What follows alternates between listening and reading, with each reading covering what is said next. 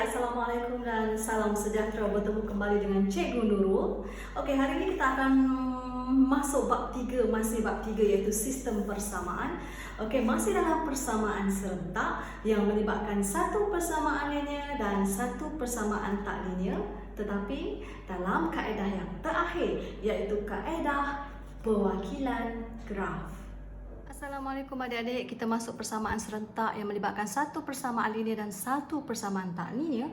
Kaedah yang terakhir iaitu kaedah perwakilan graf. Okey adik-adik, bila dah fikir graf, kita mesti ada jadual seperti ini. Kita kena buat jadual. Soalan tu dia bergantung kepada skala yang diberi.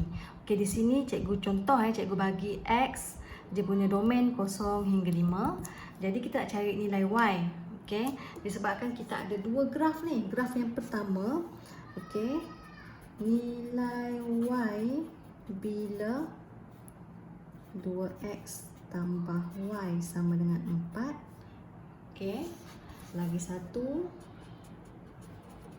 nilai Y bila Y kuasa 2 tolak 4X sama dengan 0.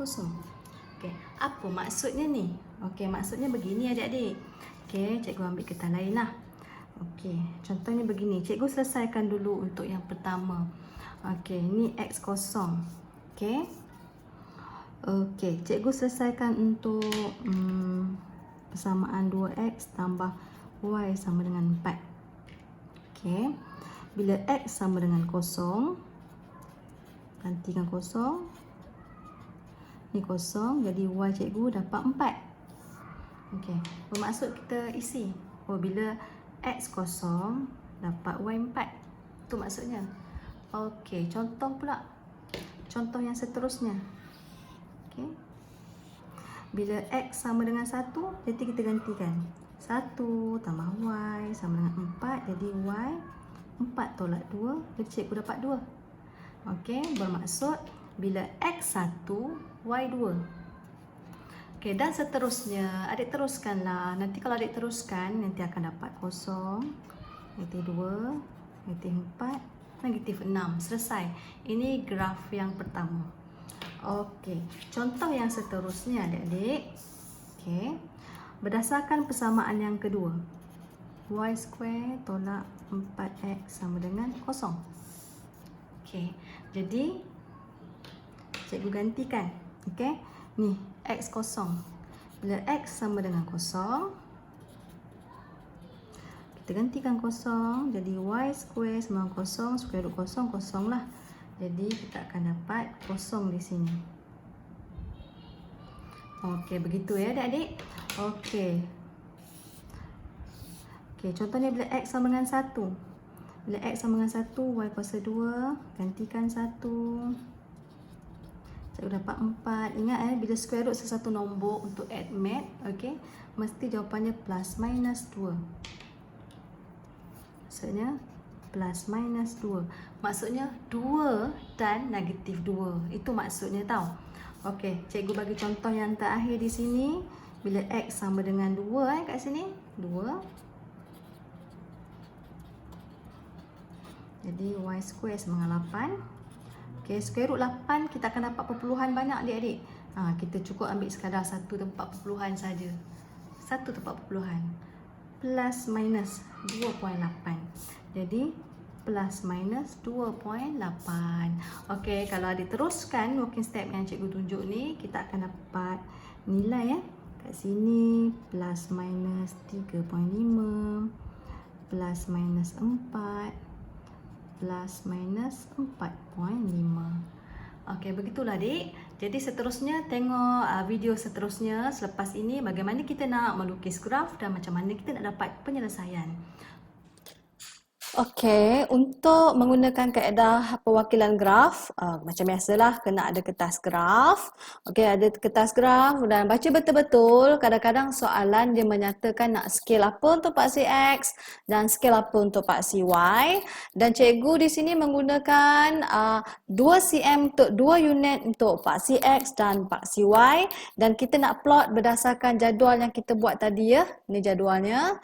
Okey, seperti biasa kita buat paksi X dan paksi Y, kita pasti labelkan. Okey, buat garis kecil-kecil tu jangan tak buat. Okey, cikgu masukkan unit. Okey, paksi X pula, paksi Y. Unit juga, 2 unit untuk 2 cm. Okey, seterusnya kita buat graf yang pertama. Graf yang pertama di sini, 2x tambah y sama dengan 4. Okey, dia maksudnya kita tengok koordinat yang pertama. Bila x kosong, y 4. Bila x 1, y 2 dan seterusnya. Jadi kita plot satu per satu. Pastikan ada 6 plot, bermaksud 6 koordinat lah. Jadi kita garis. Okey, disebabkan garis lurus, cikgu pakai pembaris lah bagi lurus. Okey, untuk graf yang kedua, okey, untuk graf y square tolak 4x dengan kosong. Di sini adik-adik, bila x kosong, y kosong. Bila x 1, y kita positif 2 dan negatif 2. Bila x 2, y kita negatif 2.8 dan positif 2.8. Jadi dua-dua lah. Jadi tengok di sini cikgu plot satu per satu. Dan okey, kita boleh buat curve freehand. Dah dapat iaitu bentuk graf fungsi kuadratik. Okey, di situ kita akan dapat dua persilangan di antara dua graf. Okey, jadi cikgu labelkan dengan koordinat persilangan itulah. Okey, sebelum tu cikgu memang labelkanlah graf mana yang kita dah buat. Okey, cikgu labelkan koordinat 1, 2 dan 4, negatif 4. Jadi titik persilangan untuk dua graf itulah kita punya jawapan adik-adik. Kalau nak lebih cantik, buatlah ayat macam ni. Penyelesaian bagi persamaan serentak ini ialah 1, 2 dan 4, negatif 4. Okey, begitulah contoh macam mana kita nak menjawab soalan yang menggunakan kaedah perwakilan graf. Berikut adalah latihan tambahan untuk kaedah perwakilan graf. Adik boleh cuba adik punya kemahiran lah. Adik berjaya tak dapat untuk dua soalan yang cikgu bagi. Berikut adalah jawapannya. Adik boleh bandingkan lah jawapannya ya. Okey, so sampai di sini sahaja kita punya topik 3. Topik 3 ke? Ya, topik 3 iaitu sistem persamaan. Semoga adik boleh follow lah cikgu punya video. Dan insyaAllah kita akan jumpa lagi untuk video yang seterusnya iaitu topik 4. Indeks dan logaritma. Selamat menjawab adik-adik. Bye-bye. Assalamualaikum. I love you. Bye.